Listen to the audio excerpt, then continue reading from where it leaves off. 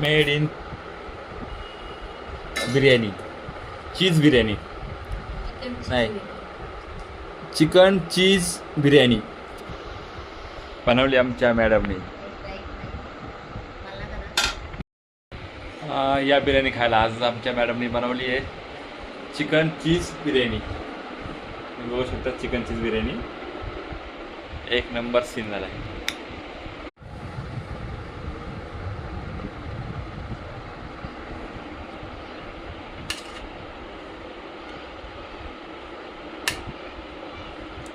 एकदम साधी simple chicken biryani.